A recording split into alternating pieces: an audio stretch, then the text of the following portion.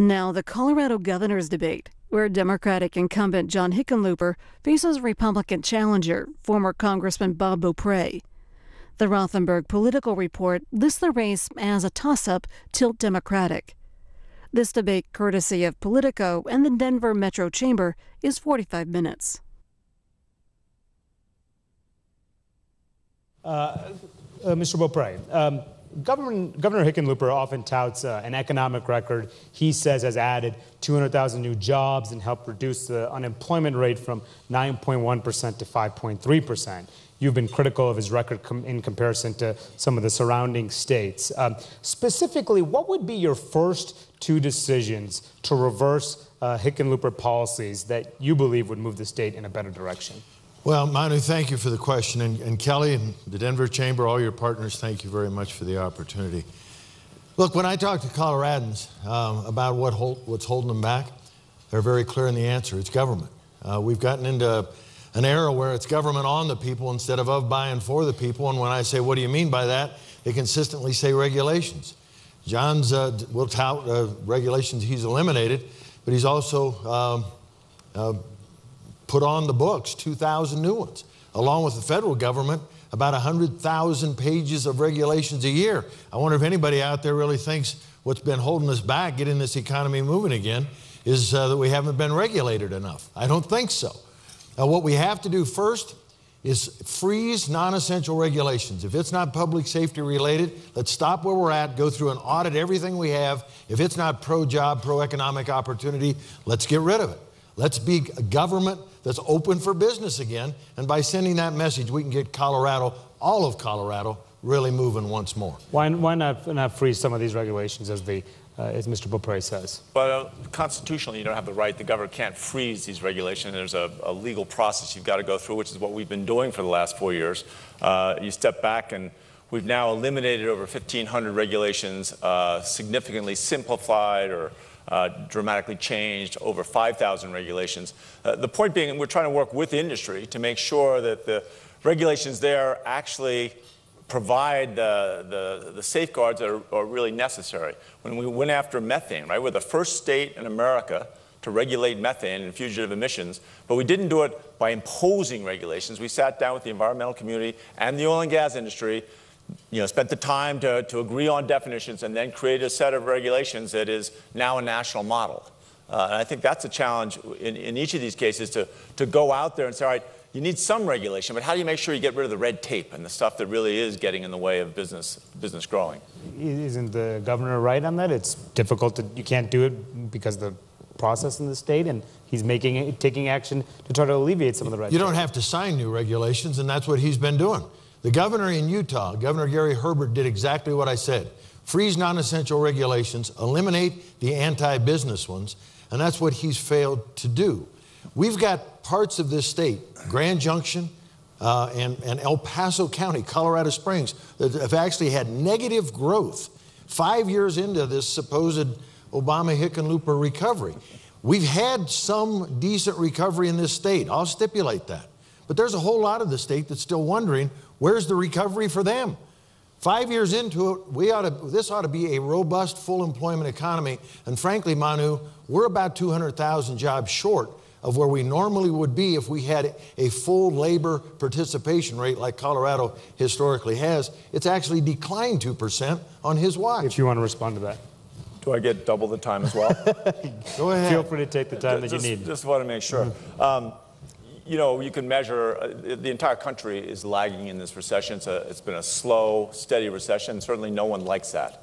But I think when you compare us to the surrounding states, Congressman says that our rate has been worse than our contiguous states. Our unemployment's come down about 4 points. The average of all the states that are contiguous to Colorado is 2.2% drop in unemployment. So we're outperforming them. And certainly in terms of new job creation and entrepreneurs, we're 4 of the top 10 communities in America for technology startups per capita are in Colorado. That's a pretty remarkable achievement for something that's supposedly has too many regulations. Okay, we're moving on to the next topic for the governor.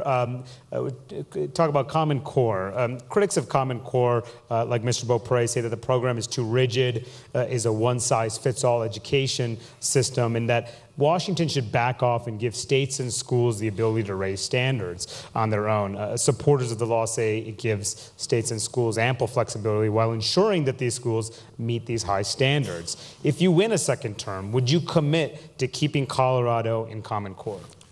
Well, I don't even call it Common Core, I call it Colorado Core. And just so we are clear, what Common Core was 10 years ago, governors, nobody in Washington, but governors came together, the majority of them Republicans, and said, we need higher standards. And this was really as part of No Child Left Behind from President Bush, which Congressman Beaupre supported at that time. And the point is, we need standards. We need to know that an A in Alamosa is the same as an A in Grand Junction, is the same as an A in Denver.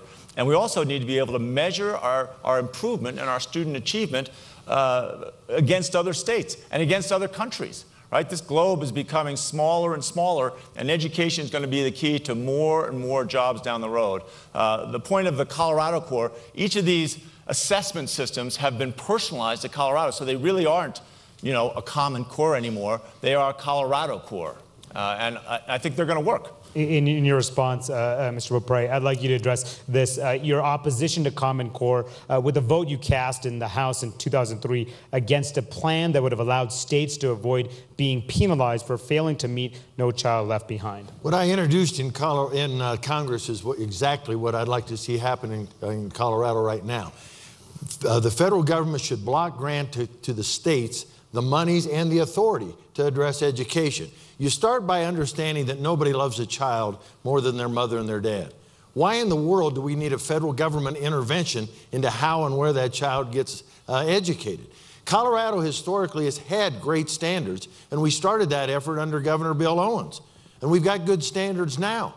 But here's the reality. Go talk to principals, as I have, there's probably some in the room, of high-performing schools, and they'll tell you Common Core will actually cause them to have to dumb down their standards and their performance and increase testing so they have less instruction time and more testing time.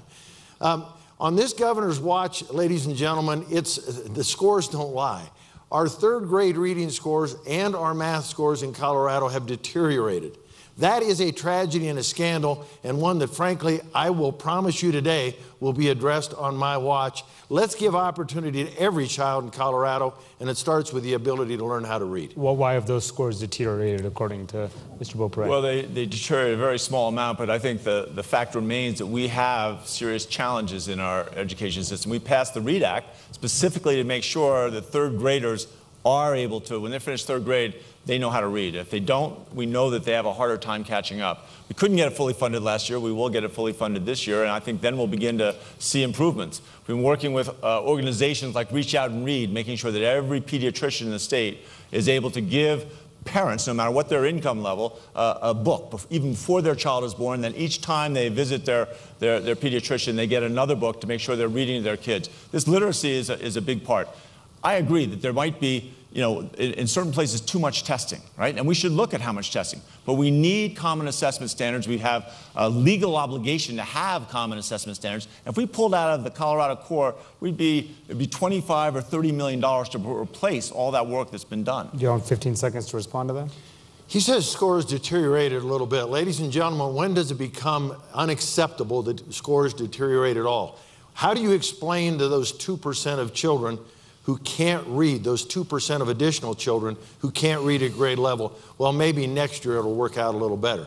Ladies and gentlemen, this is a scandal that's gone on for too long, and we collectively as Coloradans ought to commit to solving that scandal. Give our kids a fighting chance. Teach them how to read. Staying on the subject of education for Mr. Beaupre, the Jefferson County Board of Education has spawned a heated debate over how to teach advanced placement history course material. Some of the county board members have proposed to teach the students the, quote, benefits of the free enterprise system, respect for authority and respect for individual rights, end quote, while avoiding lessons that condoned civil disorder, social strife, or disregard of the law. Mr. Beaupre, in your view, is it appropriate for schools to promote the good aspects of American history and downplay the negative parts? In my view, it's appropriate for schools to instruct children, and that's what's been lost in this fight. We've had too much precious instruction time lost because children and/or teachers have been out of the classroom and not instructing kids. This is much more a dispute that's been ongoing and brewing for a long time between a school board that was elected by the people and by a teachers union and teachers specifically. And I think there's a way to resolve that. I think they ought to resolve it as adults should, professionally and outside the classroom. But let's, for heaven's sakes, get on with the main mission of schools and with teachers. But do you think that proposal is a good idea? I think an elected school board not only has every right to look at curriculum, they have an obligation to look at curriculum. And if in the wisdom of the voters and the parents, they get out of kilter, that's what we have elections for, is to resolve those differences between voters and an elected group of officials, in this case, a school board. Mr. Governor, what do you think about that? Certainly our system delegates authority to the school districts. I think it's more about the students, right? And I think their right to go out and protest for a couple of days is not going to endanger their final test scores. My understanding is their parents are committed to them staying current with their classrooms. But in the end, it is an obligation of every school district. They are elected by their citizens to really judge what is history. And for the life of me, I can't see how you can get in that big a fight. I mean, we should be able to have our kids learn about the Tea Party, but also about Martin Luther King, right? And I think that's just basic common sense, that you want your kids to get the full range of American history, the good, the bad, the expansive, the challenges, and let them sort through. Part of a good education is teaching kids, you know, where we made mistakes and where we need to do better, and to sort through complicated information and come to their own opinions. So you have concerns with the proposal, with the Jefferson County? Well, certainly as it was described, some of the approaches to history were more than what I would have gone towards. But I do agree with Congressman Beaupre that it is that school board's responsibility to supervise and manage that curriculum. Okay. Do you want to respond? Or? Okay. Only to point out one more thing that I think needs to be pointed out, and that's that on the governor's term, we have now fallen, according to the Obama's Census Department, to 50th in ranking among the various states in getting our federal tax dollars back to fund our schools. We all are concerned about adequate funding. You ought to start by getting at least the dollars back from Washington that we sent to Washington, that we've got every right to expect to get back to fund Colorado schools. Okay.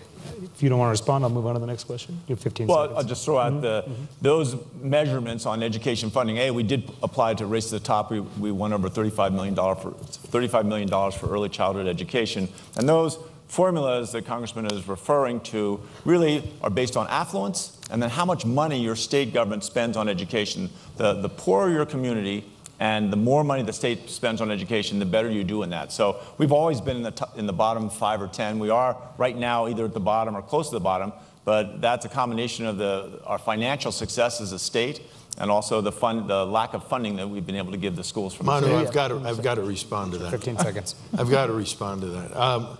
The reality is that we have fallen in average household income. He talks about the affluence of our state, but average household income in Colorado has fallen by $4,000 in the last 4 years. And 4 years ago, we were ranked 42, not in the bottom 5, we were 42. And we're not talking about dollars and cents here. We're talking about tens of millions of dollars of difference. The job of a governor is to go get what you've got every right to have back as citizens. And the reality is Colorado gets 84 cents back on every dollar we send to Washington. Okay. I don't think that's adequate. I'm going to move on to the next topic, being the issue of fracking. Of course, hot button issue here, and local control of oil and gas drilling. You engineered a compromise, of course, to ensure that ballot measures on this topic were removed in this November's ballot. You also tried to cut a deal during the legislative session as well. Now there's a task force studying this issue on how to proceed. What would you do, Governor, if that task force deadlocks? What specifically are the limits that you would set in regulating this practice? Well, first, I think it's fair to go back and look at that negotiation that got us to having a commission in the first place. And Congressman Beaupre really wanted those, and he said that he wanted to keep those ballot initiatives on the ballot, that they would not have passed. I mean, we would have had a $50 million food fight, And no matter who won, we would have been doing the same thing in the next 2 years.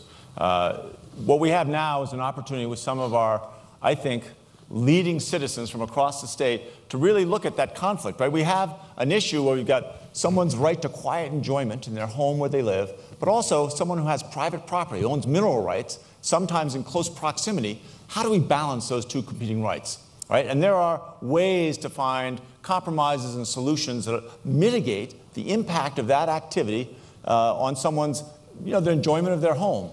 And I think if we do this, this isn't just a problem in Colorado. It's in Ohio and Pennsylvania. It's in Texas and Wyoming. And we're really the first state to sit down and make sure both sides are at the table, right? And how do we find a compromise so that we don't find it in the ballot in the next 2 years? Before I move on, what would you do, though, if that commission does not reach a deal? How would you proceed on this issue? Well, I think that the commission, if they can't reach a two-thirds majority, which is what we've set up. So they've got to get to a two-thirds majority to recommend something to the legislation. But if they can't do that, there'll be a majority opinion and a minority opinion, and then the legislature is going to tackle it. And they're going to try and get something passed. It's too big a deal, and it's too important. This is a $30 billion part of our economy, and to allow it to be put at risk it affects almost every other business in the state. Would you commit as governor, if you win, to listening to whatever that commission proposes, even if it calls for strong local control? I'll listen to it, but I think it's a solution in search of a problem, frankly. Here's where I disagree very strongly with the governor. By doing what he did, he perpetuated uncertainty, which has been the problem with the oil and gas industry now for several years. That's what's been chasing investment out of the state, not only in the oil and gas industry, but in industry in general. Overregulation and uncertainty breed just exactly that, chase jobs somewhere else.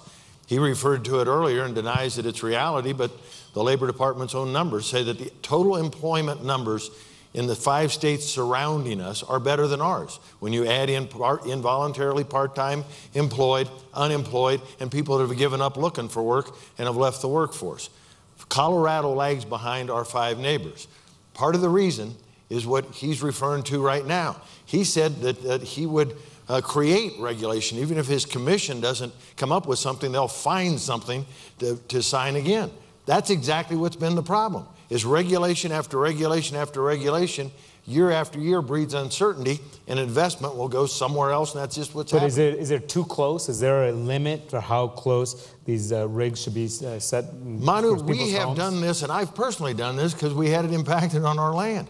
We have solved these problems in Colorado historically for decades and almost a century by all sides coming together and signing memorandums of understanding and meeting in the middle. But they've done it community by community. What we're trying to do now is regulate, not better regulate an industry, but chase an industry out of the state. Ladies and gentlemen, we've never been able to harvest natural resources safer, more efficiently, wiser than we can right now. We ought to be celebrating that, not punishing that. Is this, are you chasing a major industry out of the state? Well, I think this is going to go down. Next year will be the largest year of investment in the oil and gas industry in the history of the state. This year was very close to that. Clearly, this negotiation was done with the industry, side by side, talking to them back and forth, making sure that the compromise in this commission really had a chance of succeeding. And trust me, the major players in this state, right, the largest operators, the handful, the half dozen companies that drill 75 or 80% of the wells, support this commission 100% and believe that we're not over-regulating. They supported the methane regulations to make sure that we can guarantee people. Look, what I said when I came in 4 years ago, we're going to be the most pro-business state in America, but we're going to hold ourselves to the highest standard. We're going to have the cleanest air, the cleanest water, and the way to do that is to get both sides, get the industry and the nonprofit community, the environmental community, side by side in the same room, and let both sides have their share of the floor and figure out what is the solutions to where both sides feel that they've succeeded. Why not take the environmental community's concerns seriously on this? We have historically done that. I've got to push back on what he just said. He's absolutely right. He brought a couple of the bigs into the room. But he just threw the small independent guys that need a voice right under the bus. And I hope you heard him say that. I won't do that. I won't do that in Colorado. The little guys who need a champion, they need a real champion. And you'll have that in Governor Beaupre. Okay, moving on. To you, Mr. Beaupre, immigration reform, of course, a major business issue here in the state, and dealing with illegal immigration remains a centerpiece of that effort. You said in a radio interview in July that if Washington doesn't act, quote, governors ought to be allowed to do it as Jan Brewer tried to do in Arizona. Of course, that Arizona law requires state law enforcement officials to determine the immigration status of anyone they stop or arrest if there is reason to suspect that the individual might be here illegally.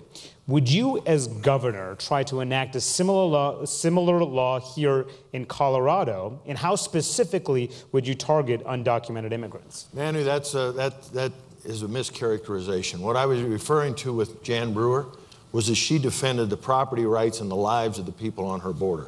It had nothing to do with legislation. The political opponents have decided it does, but it didn't.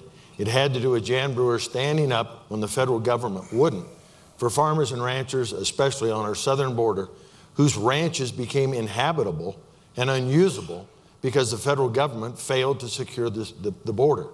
That's what I respect not only about that governor, but other governors who say, wait a minute, federal government, do your job. And that's been the problem with illegal immigration, frankly, for both parties. There's been a lot of dialogue and a lot of back and forth for political gain and trying to get votes, but there's been a complete lack of will to solve the problem.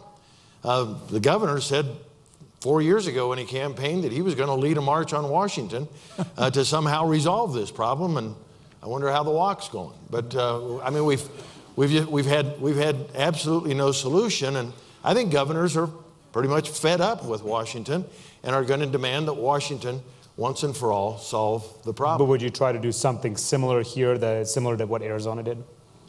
No, I've never had any reference to the law. No, the answer is no. I was referring to her protecting the private property rights and the lives and livelihoods of her citizens, in her case, especially on the border. Do you want to respond to that? Well, I'm not sure he said that before, but he has said before that he thinks the 12 million or 10 to 12 million undocumented people here should all have to leave the country first before any kind of process goes forward. Even their families want to stay together, even their families should leave. Cleansing or something was the term there. You said you want to take away this driver's license and repeal that. You know, Utah has a driver's license for undocumented. Nevada, they look at it as a crucial part of just highway safety. You know, I think there are 4 key ingredients that we should get to get a national agreement on comprehensive immigration reform. And I am working with the governors. I'm the chair this year of the National Governors Association. I've got about 27 or 28 governors lined up on secure the border, get an ID system that works, make sure that there are consequences for people hiring people under the table, and have a guest worker system that's robust. And it's not just for technology employees, but for agricultural employees, tourism employees, people where we really have trouble filling those jobs. And I think if we get enough governors together, and we will do this, I think governors can, I mean, we're not like Congress, right? We work together pretty well. I can sit down with Republicans and Democrats and talk about immigration and really move forward. And I think we can pressure Congress. And after this midterm election, I think we'll make some progress. He mentioned the issue of self-deportation. Do you favor that policy, the folks who are here illegally, should they go home on their own? No, I don't think that's necessary at all in the America we live in today. In fact, one of the things I talk about frequently is that a shame on us, frankly, all of us, for allowing this to last for the last 3 decades. And a nation as great as America and a state as great as Colorado, we're more dignified than this. So how do you deal with the illegal immigrants who are here? He heard me say those same 4 pieces of the puzzle that need to be solved the other night in Pueblo. You secure the border, you modernize legal immigration, you enforce the employment laws, and then you have a system where people can self-identify, apply for legal status. If they can pass a background check, they've got to sponsor an employer, for example, pay some sort of restitution. I think we can resolve that problem, but you have to start at the front end with securing the border and modernizing legal immigration so employers and immigrants can get an answer in a hurry.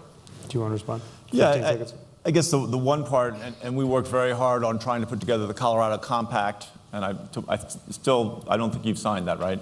Haven't taken a position, but Colorado Compact supported by the Colorado Catholic Conference, Denver Metro Chamber, the Farm Bureau, Attorney General Suthers, Ken Buck. It's similar to the Utah Compact. It has 6 basic core values.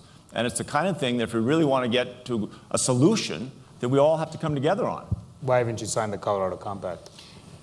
I want to ask him a question. Why, with his president in the White House, and a president that had a Democrat Senate and House, if they were so all-fired interested in solving this problem, as the president said in 2008 and he said in 2010, why is it still out there?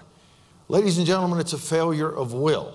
And we can talk about, well, after the election we'll fix it, but it's always after the election, and then somehow people forget.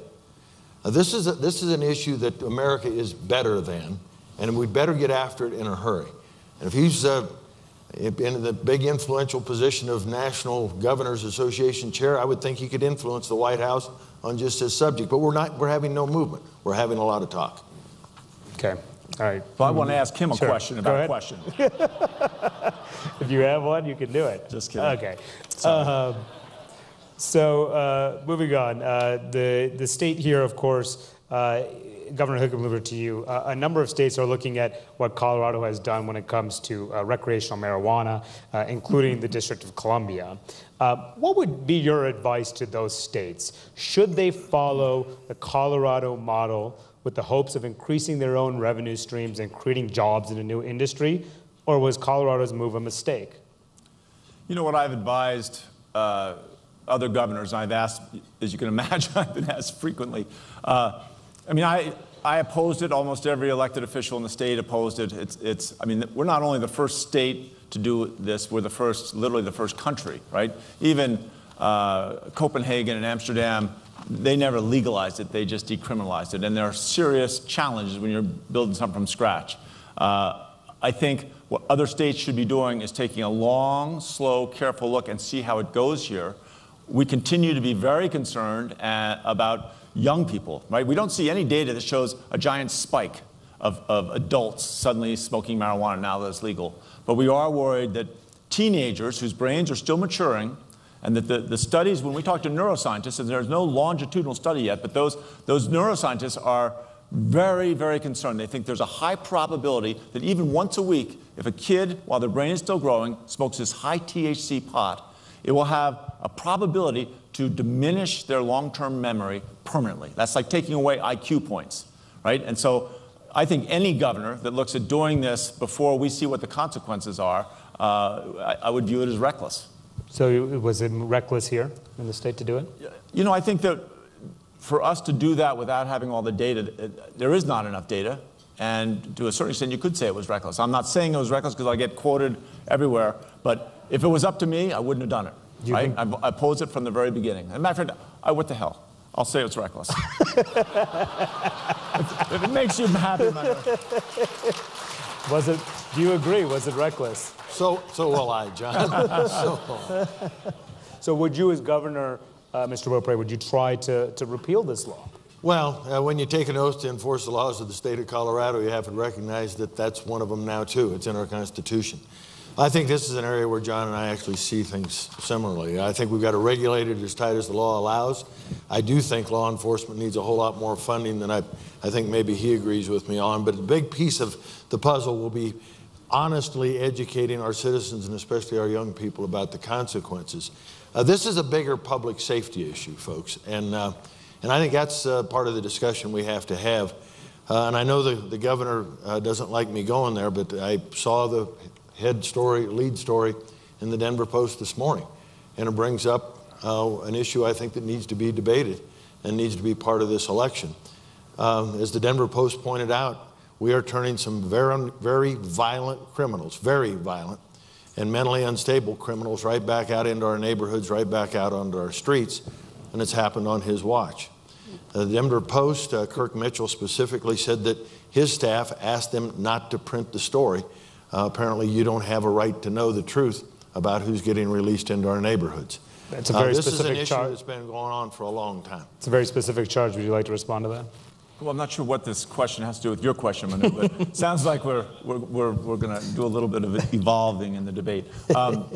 So I don't know which staffer. I read the story. First I heard of that was the employee evidently was worried about alarming people. That is certainly not our policy and not something we try to do.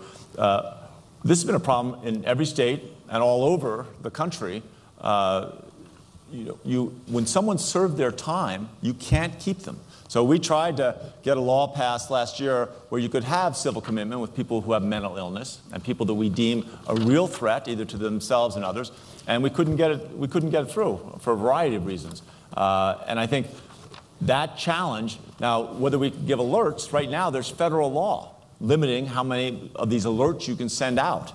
The alerts that we can send out, we do send out. But again, we have to obey the law just like any governor does. I want to follow up quickly on still on the topic of marijuana. You were with Governor Chris Christie a few months ago, and he doubled down on his criticism that Colorado's recreational marijuana law has hurt the quality of life here. He said, for the people who are enamored with the idea, with the income, the tax revenue from this, go to Colorado and see if you want to live there. See if you want to live in a major city in Colorado where there's head shops popping up on every corner and people flying into your airport just to come and get high. Do you agree with Chris Christie on that? I'm glad that Chris Christie has come back to Colorado and seems to want to invest in Colorado's future. Well, okay. And I certainly appreciate that Chris Christie voted for me as chair of the National Governors Association, so he's not all bad. Fair enough. Now is your opportunity to question each other. We've already had some of that, but maybe this time you guys can respond. First to you, Governor Hickenlooper, you can ask your question, and Mr. Beaupre, you have 60 seconds to respond. So I guess I would ask the part we haven't discussed right now, your opposition to some of these statewide initiatives and support of others. So you supported Referendum A, which was a pretty big water grab, was voted down in all 64 counties. You opposed Referendum C and Referendum D, which were balancing acts to try and make sure the chamber could work effectively.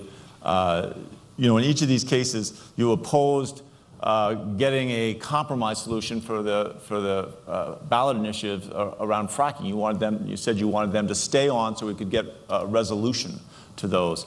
Those stands seem, at least to me on the surface, to not take into consideration the long-term consequences for the state.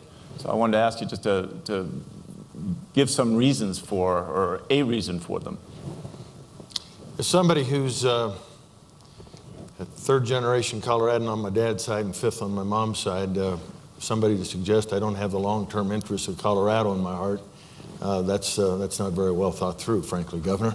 I do have the long-term interests of Colorado at heart. Referendum A was a storage project and supported by this chamber. I did disagree with C and D because I thought that there were other options. I thought there were very good options, such as securitizing the tobacco receipts rather than utilizing money that otherwise could go back to the citizens. That's a difference of public policy. You seem to have a habit of getting paralyzed by, you call it collaboration or conflict.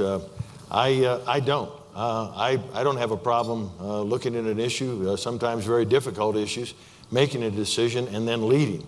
That's what I would have done on these energy so-called initiatives of your friend Jared Polis. I would have beat him back once and for all and created some certainty in the marketplace, which has been desperately lacking. That's where we disagree. Instead of kicking the can down the road and perpetuating uncertainty, I'd like to resolve it. Okay. Your turn to query the governor. Governor, picking up on the point we were just at, it strikes me as curious that you took some exception with what your spokesman said in the newspaper and what the newspaper said about your office. You said you weren't trying to keep this evidence, this information about parolees, violent parolees, away from the public, but in fact, Kirk Mitchell from the Denver Post said your office tried to keep them from publishing it. You said you didn't know anything about it, but he said they contacted your office, you weren't available for comment on Friday, and your own spokesman was on record as contradicting what you did, that said your Department of Corrections head said that legislative fixes really weren't on the agenda, certainly not this year. So, you know, why don't you just tell us where is all that? Because it alarms me. These aren't isolated instances of grave concern, I think, to the citizens of Colorado when people this violent that are sworn to, once they get out, go commit mass murders, as the newspaper chronicled this morning. This is a very serious public safety issue, and I think sentencing and parole policies in Colorado do need to be addressed. Certainly, we have been addressing parole issues and the reform of things like solitary confinement more aggressively than probably any state in the country. Now, I don't think it was someone in my office. I think it was someone in the Department of Corrections said that they hoped it didn't get publicized. So that part is the part I hadn't heard about. I did hear on Friday that they were asking a question. I talked to Rick Ramish and asked him, because this is something we're obviously concerned about as much as anybody is. These folks make threats. If I get out, I'm going to go get a gun and I'm going to come back and kill everybody in the Department of Corrections, right? Well, that is a threat that should be taken seriously, but it's very hard to prosecute. And the district attorneys, there are so many threats coming out of these prisoners that, especially the ones who have mental illness challenges, that they're having a hard time to work through that. Is there a way to do legislation that can address that? There might be, and I'm happy to look at it. Now, you're going to accuse me of taking too long or why I haven't done it before. You know, deliberation isn't necessarily a weakness, right? Some people see it as a strength. Okay. Moving to a topic that's of interest in this room, labor. Mr. Beaupre, a number of Republican governors have moved to weaken the power of labor unions, impose collective bargaining restrictions, and turn their states into right-to-work states. I'm wondering, if you win, would you push to amend the state constitution to make this state a right-to-work state, or is the current system working? I've always favored right-to-work, and I wish Colorado was a right-to-work state, yes. I don't know that it's a top legislative priority right now, given the makeup of our state legislature. That's a bit of the political reality. But do I favor a competitive work environment? Yes, I think it'll benefit Colorado's business community or Colorado's economy. And if it's a benefit to that economy and job creation and growth and opportunity, then I'm for it. But you would not make that a top legislative priority? If I could get it passed, I'd be glad to sign it. Okay. And a similar labor issue on the minimum wage, Governor Hickenlooper, at the Denver Post debate last week, you said, yeah, sure, when asked on whether you'd back a minimum wage increase. Right now it's about $8 per hour pursuant to the inflation adjustment requirement in the Colorado Constitution. And of course, Democrats in Washington want to increase this to $10.10 an hour. If you could expand on your thinking on this, would you push your political capital on the line in a second term to push for a change to more significantly increase the minimum wage in the state? I'm not sure I'd push for it. The question was one of those yes or no questions, and there's a lot attached to that. And in Colorado, we have our own system. It's in our Constitution, right? So we're already increasing our minimum wage along with inflation. So the question didn't really attach to our processes in Colorado. I do think it's worth discussing of how do we get more people as consumers. And within that, if you're going to have an increase in the minimum wage, how do you make sure that young kids just coming out of school, that there's an allocation or a capacity so they can get that first job, right? So some kid who's 16 or 17 or 18 has dropped out of school, they're just trying to start out, and maybe they should have the opportunity to have a lower wage. Same thing, one of the battles we had when the state minimum wage issue went into the Constitution, a lot of us restaurant folks, you know, we have many of the highest paid employees in our restaurants are bartenders and waitstaff. And the federal minimum wage has what's called a tip credit. It means that their minimum wage is essentially half of what the other minimum wage is.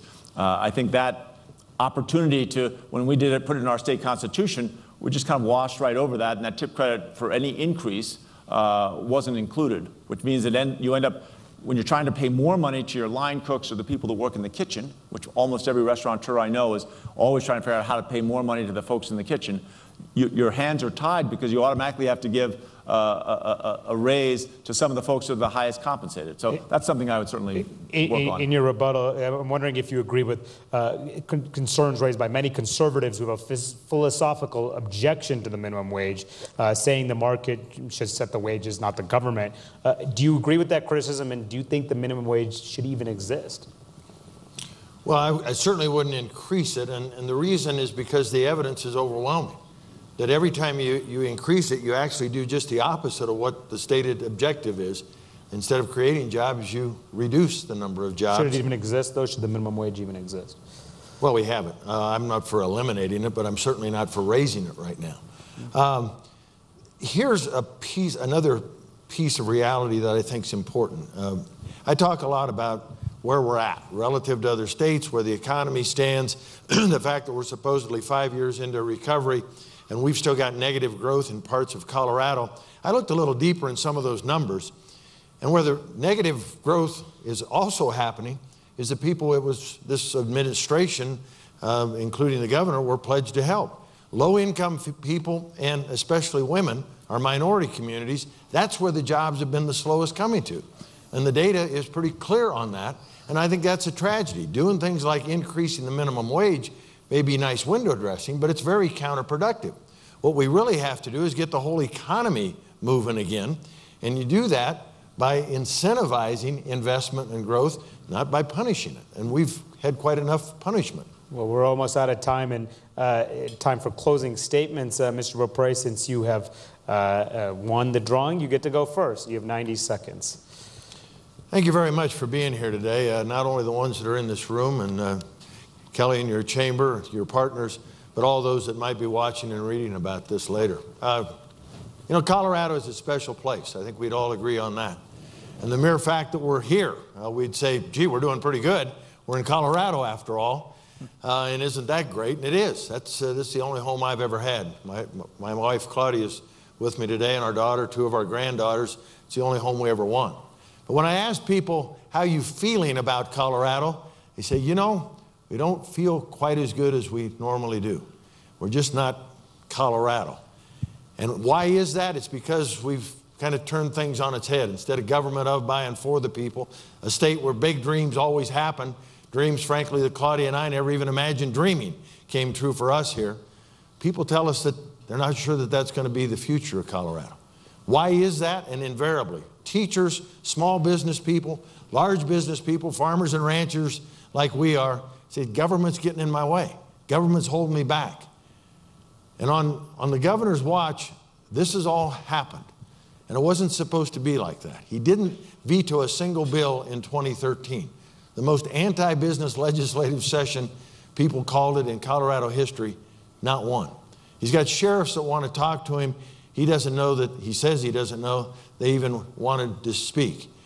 Colorado rural counties said they didn't want a renewable energy mandate. He signed it anyway and then apologized for it being inadequate legislation that, well, we'll have to fix later. Folks, governors have a responsibility to be decisive, to make decisions and know where they want to go and how they want to get there. You may not always agree with me, but you will know where I stand, and I'll assure you that I'll make the tough decisions and lead this state. With your help, the grace of God, we can be great again, and we can start very soon by doing one profound thing, by believing and trusting in people rather than by believing and trusting in ever more government. God bless you, and thank you very much for allowing me to be here. Governor Hickenlooper. I want to thank Kelly Brough and the Chamber and all the partners for putting this together. When our company got sold in 1986 and everyone got laid off, I was out of work for over 2 years. We finally opened the Wine Coop in 1988. The rent back in Lodo was $1 a square foot per year. And we started right from the beginning getting other restaurants and hotels to work together to try and define Lodo as a special place. It still took more than 5 years to really begin to get some momentum, and I think that's a little bit like Colorado today. When I was elected mayor in 2003, we started working immediately with the suburbs. We got all 34 mayors, 2/3 of them Republicans, to support fast tracks. When funding was blocked for Union Station, I was the one who called D.C. to solve the $375 million TIFIA and RIF impasse. Look, we were 40th in job creation in 2010, right? We had a $1 billion deficit. We created a statewide economic development plan, a bottom-up plan. We got all the counties to merge into regional plans, created a state plan. Then we had 13 federally declared disasters, more than any state in the history of the country, right? And I was in the middle of every single one. We had shootings where I visited almost every hospital room and attended almost every funeral. But we stayed focused, right? We cut or simplified over 6,000 regulations. We expanded workforce training and access to capital. And when major challenges appeared, like last summer's ballot challenges, we did everything possible, I did everything possible for as long as it took to get that off the ballot, to create a process that could actually have the potential to create a lasting solution. Now listen, Colorado, like Denver, is a place that's going to be defined more by its future than its past, right? And that future is going to be focused around innovation and collaboration, right? We've gone from 40th to 4th in job creation. We are the #1 fastest growing economy in America, but we need to be the #1 state in job creation. We need to be the #1 state in education achievement. And we have to be not just the thinnest state, but we have to be the #1 state and be the healthiest state in America. And I think we will. Right? It's like that. If we can continue to keep the focus and keep that collaborative spirit together, there's no limit. And like that old Dutch farmer said 150 years ago in Illinois, when crossing streams, it's better not to change horses. All right, well, thank you, Governor. Thank you, Mr. Beaupre. Appreciate it. Thank you. Absolutely. Thank you, John.